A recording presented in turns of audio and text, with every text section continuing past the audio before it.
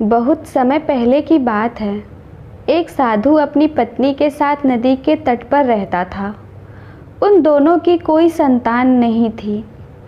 उनकी बड़ी इच्छा थी कि कम से कम एक संतान उनके यहाँ ज़रूर हो। एक दिन साधु जब तपस्या में लीन था, तभी एक चील ने अपने पंजे में फंसी एक चूहिया उसके ऊपर गिरा दी। साधु ने उस चूहिया को घर ले जाने का निश्चय किया, लेकिन उससे पहले उसने उसे एक लड़की में बदल दिया। उस लड़की को देखकर साधु की पत्नी ने पूछा, कौन है ये?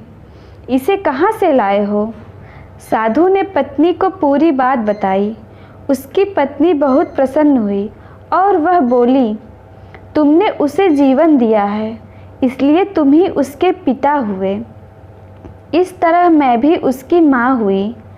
हमारे यहाँ कोई संतान नहीं थी, इसलिए भगवान ने इसे हमारे पास भेजा है। जल्द ही वह बच्ची एक सुंदर युवती बन गई। जब वह 16 साल की हुई तो साधु और उसकी पत्नी ने उसका विवाह करने का निश्चय किया। साधु ने सूर्य देवता का आवाहन किया। जब सूर्य देवता उसके सामने आए तो साधु ने उनसे उसकी बेटी से विवाह करने का अनुरोध किया। हालांकि लड़की को यह विचार अच्छा नहीं लगा और उसने कह दिया, क्षमा कीजिए, लेकिन मैं सूर्य देवता से विवाह नहीं कर सकती क्योंकि वह बहुत गर्म है। निराश साधु ने सूर्य देवता से कहा कि अब वे ही उसकी लड़की के लिए कोई सुयोग्य वर सुझाएं।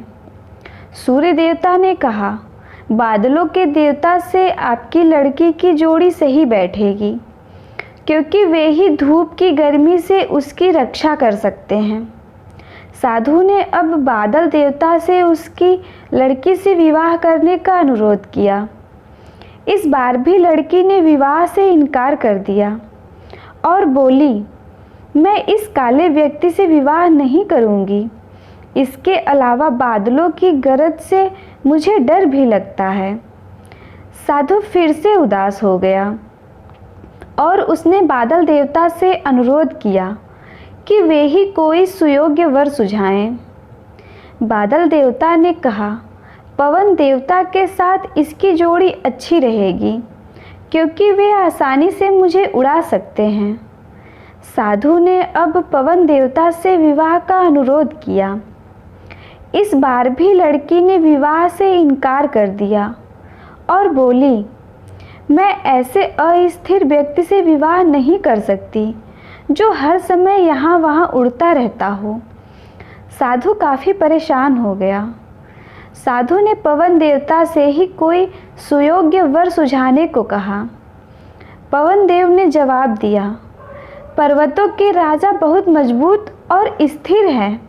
वे बहती हुई हवा को भी आसानी से रोक सकते हैं। उनसे आपकी लड़की की जोड़ी सही बैठेगी। साधु अब पर्वतराज के पास गया और उससे अपनी लड़की के साथ विवाह करने का अनुरोध किया। हालांकि इस बार भी लड़की ने विवाह करने से इनकार कर दिया और कहा, मैं ऐसे किसी व्यक्ति से विवाह नहीं कर सकती जो इतना कठोर और ठंडा हो। लड़की ने साधु से किसी नर्म वर को खोजने को कहा। साधु ने पर्वतराज से सलाह मांगी।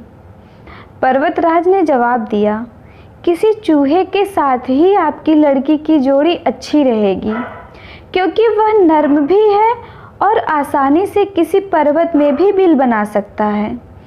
इस बार लड़की को वर पसंद आ गया। साधु काफ़ी हैरान हुआ और बोला, भाग्य का खेल कितना निराला है। तुम मेरे पास एक चूहिया के रूप में आई थी और मैंने ही तुम्हें लड़की का रूप दिया था। चूहिया के रूप में जन्म लेने के कारण तुम्हारे भाग्य में चूहे से ही विवाह करना लिखा था और वही हुआ। भाग्य में जो लिखा था वही हुआ। साधु ने फिर से प्रार्थना शुरू कर दी और लड़की को दोबारा चूहिया बना दिया। धन्यवाद।